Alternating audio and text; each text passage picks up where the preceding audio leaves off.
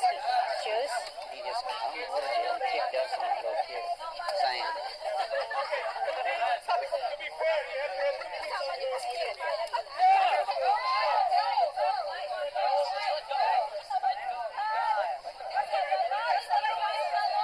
hindi pa ako naglalaro niyan.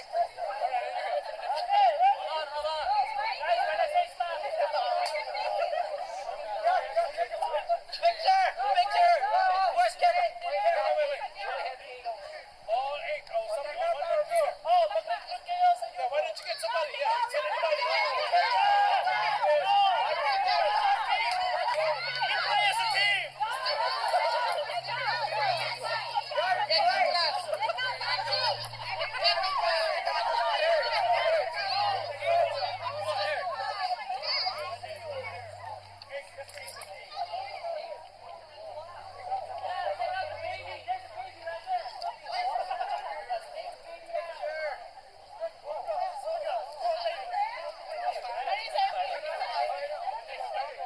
Okay, it's even now, guys. It's even.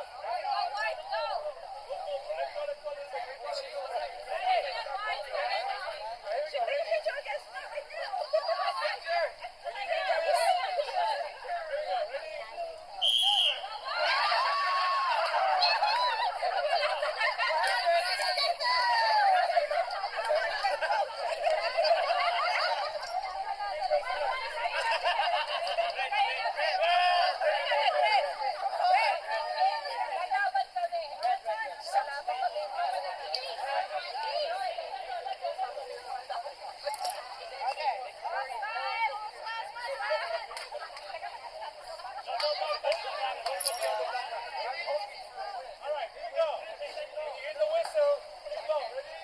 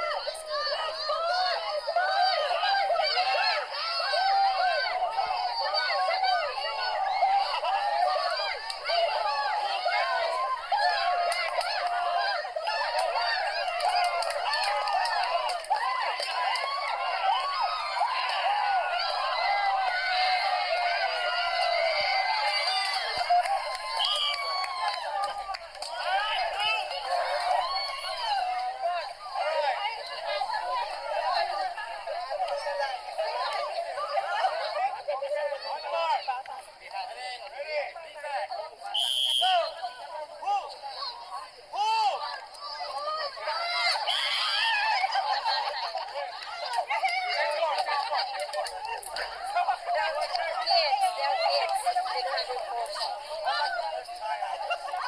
you get it? Turn it off.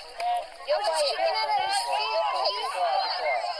Looks like they're gonna win, right? Oh,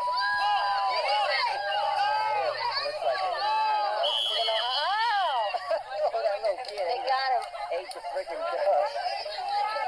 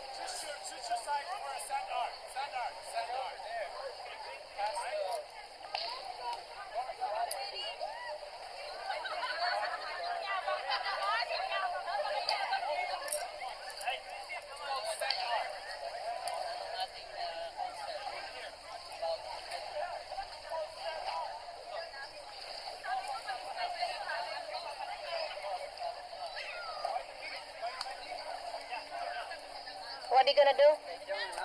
They gotta make something in the sand. Sand. Like a or- castle thing? Yeah, I guess.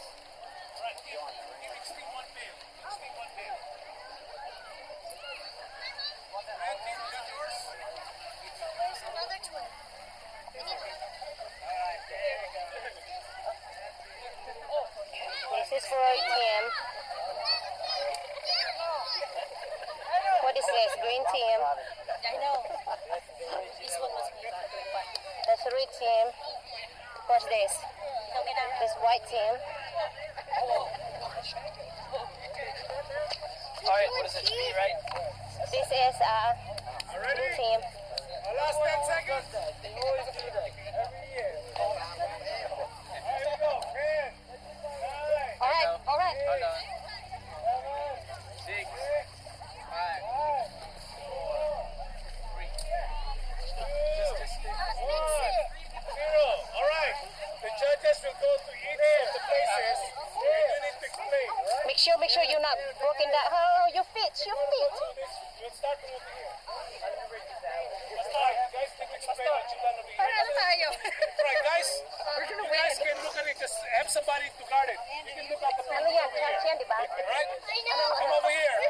Just put somebody to guard it. This is what we call. All right, let's listen up. Listen up. Everyone. realism. We portrayed the cross. We put Jesus there with his crown of thorns and his nails.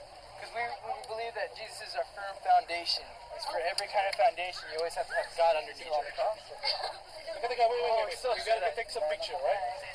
Is he still on the cross? Is he still in there? Okay, somebody needs to explain. Rob, explain it.